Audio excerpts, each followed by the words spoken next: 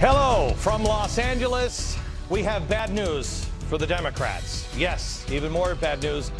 George Soros, the guy who spent the last few elections donating tens of millions of dollars trying to elect progressives and push the progressive issues, started SOS, where you can control the Secretary of State, you know, the people who are in charge of the recounts in states like, oh, I don't know, Minnesota, Al Franken. Well, Soros now says he has stopped dumping money into this midterm election because, if I may quote him, I cannot stop the avalanche that is coming for the Republican Party. Yeah, that's great. Just a note, by the way, spooky dude George Soros, hey, always a delight to see you. But just a note to the Republicans, don't get too comfortable, because Americans are not the same old pull the D or pull the R schlubs that we have been in the past. If Republicans do find themselves winning a lot of votes, warning, you start nudging, you start spending, you start being corrupt and playing the old game, guess who George Soros won't be able to help next time? Yes, you.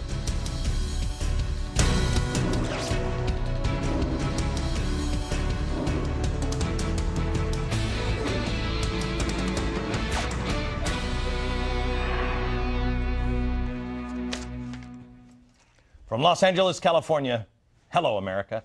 Good to be back with you. I have been out for a couple of days, although through the miracle of digital capture, it seems like I've only been gone a day, but I've actually been on the road since Friday. I've been undergoing some medical tests, and everything is fine, and I'll tell you about that tomorrow because I've learned something that I want to share with you. But tonight, I want to get to the news that you and I have missed together. And I don't even know where to begin. Bill Clinton said basically that half of America needs psychiatric help. That's an amazing story. Then food behavior scientists are trying to modify our kids' eating habits right out of Cass Sunstein's book, Nudge. Democrats are on now a smear campaign against the universally respected Chamber of Commerce. And there's an incredible story of the miners in Chile that are being rescued after 70 days trapped inside the mine. Where to begin, where to begin? Well, I know the main story of the day is the mine story, and rightfully so. There are many lessons that we can draw from that one. And I will get to it here in a minute, but I want to go a different direction than most people. I mean, it's the Glenn Beck program. What? Of course we're going to be a little odd and unusual. I'm going to start with something that I was on the plane on my way out to Utah to have some tests done at the Huntsman Cancer Institute. And by the way, I don't have cancer. But I was on my way out there for some medical tests. And I was reading a couple of things. I had some things that were saved on my iPad, and then also I had the New York Times that I was reading it. And I want to start with what I found in the New York Times on Saturday. The horrific attacks that took place in the Bronx a little over a week ago. I don't think I have ever read anything quite like this. I guess maybe Jeffrey Dahmer, but Jeffrey Dahmer was one individual, and so you can imagine monsters one at a time.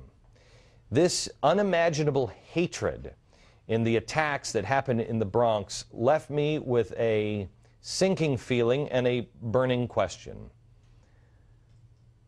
Who are we, and who are we becoming?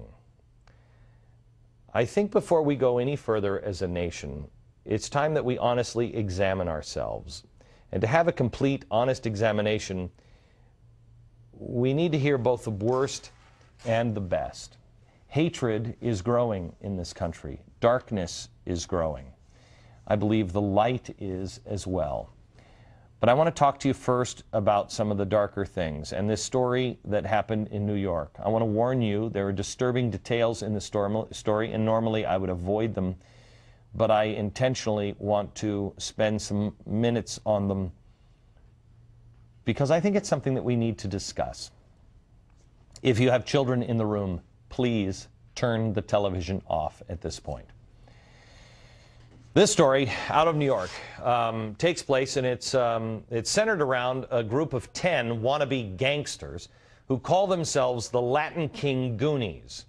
They unleashed a series of vicious, sustained attacks beginning October 3rd on two 17-year-olds and a 30-year-old victim. Now, this was not just a random act of violence committed by a group of thugs out looking for trouble. That would be bad enough. This is a whole new level of evil, and I use the word evil knowing what it means. It was a cold, calculated attack that was dreamt up when the gang learned something about a friend who wanted to enter their gang. They saw him hanging out with a 30-year-old man who is openly gay. The revelation triggered what was to follow a series of horrifying events. The Latin King Goonies, their ages are 16 to 23 years old. Let that marinate in you for a moment. 16 to 23 years old. Every single one of these, if they are convicted, should be tried and convicted and serve as an adult because of the plan that they hatched. They tracked down the 17-year-old who they suspected might be gay. They brought him into a safe house, and there he was shoved against a wall, severely beaten, forced to take his clothes off, and then repeatedly hit on the head. He was wounded with a box cutter, and then he was sodomized with a plunger. This went on and on and on as they interrogated this 17-year-old and tried to get him to confess that he had sex with a 30-year-old man that they saw him with. He finally admitted that he had, and then they let him go, threatening him and tell him if he told anyone, he would get more.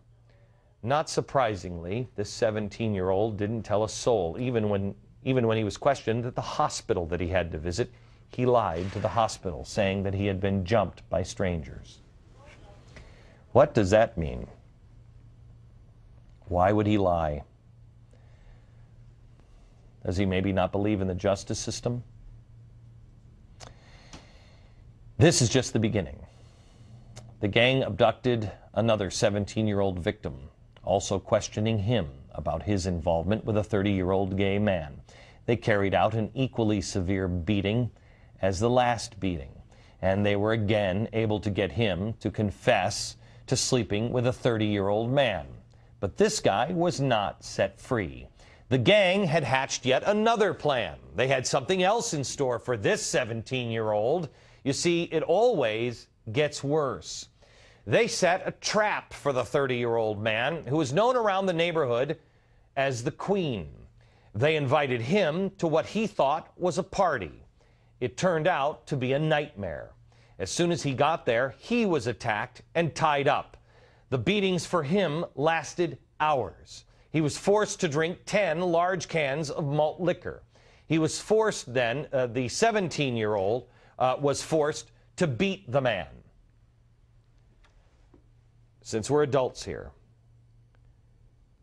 could you just let that marinate for a moment? The 17-year-old is forced by this Latin King Goonie gang to beat a man that he had just been with. While the beatings were carried out, the other gang members went to the man's home. They attacked his 40-year-old brother. They demanded money. They took $1,000 and a 52-inch television. And the attacks continued for hours. They stripped the man down. They tied him up. They burned him with a cigarette. They had the 17-year-old take the cigarette and burn him on the nipple, and then elsewhere. Then they whipped him with a chain. And then they sexually assaulted the man with a baseball bat. As this was going on, the group of 16-year-olds cheered the attacks, shouting gay slurs at the victim. I read this story while I was on the plane. I didn't even know what to say.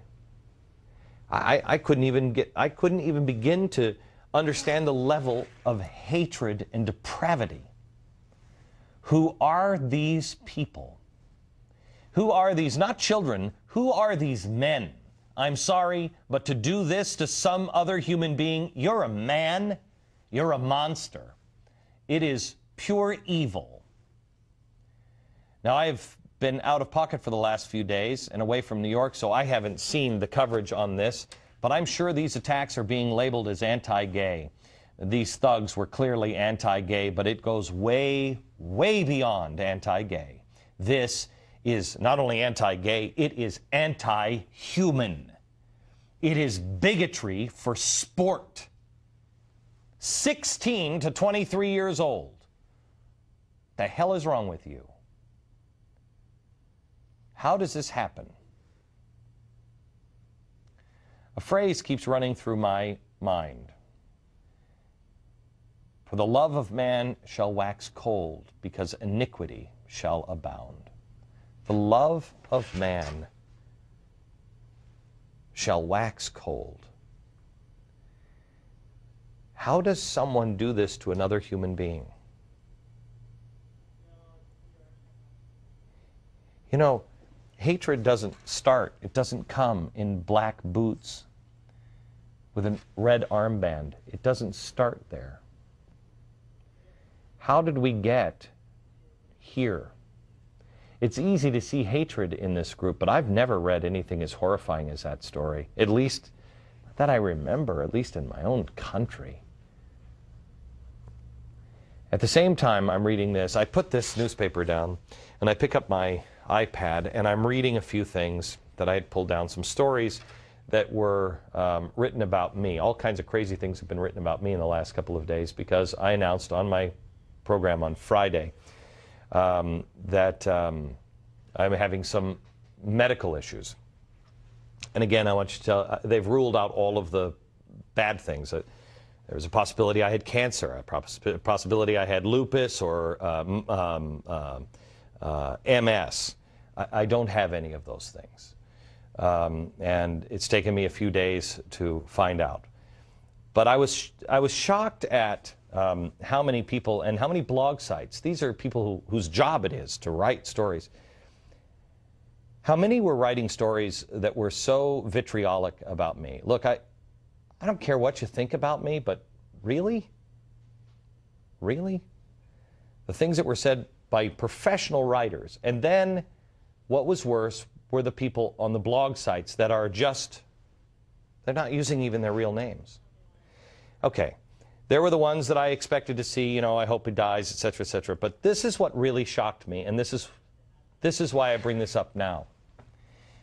What shocked me were the responses by some people who were, quote, defending me, end quote, responding with equally horrible comments, wishing harm on them, wishing, I read one where the guy said, you know, it's progressives like you that need to be rounded up.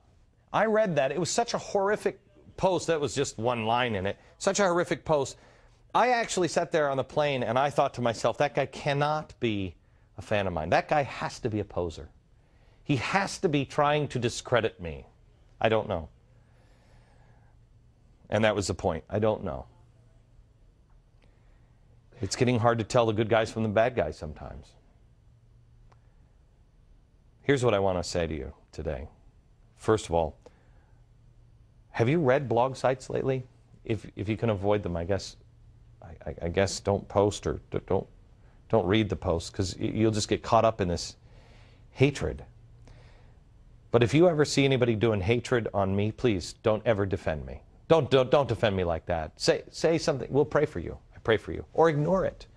But don't write and engage in the hatred. It is sucking us in, all of us. We're being sucked in. If you really believe the things that you're posting in my defense, I don't want anything to do with you.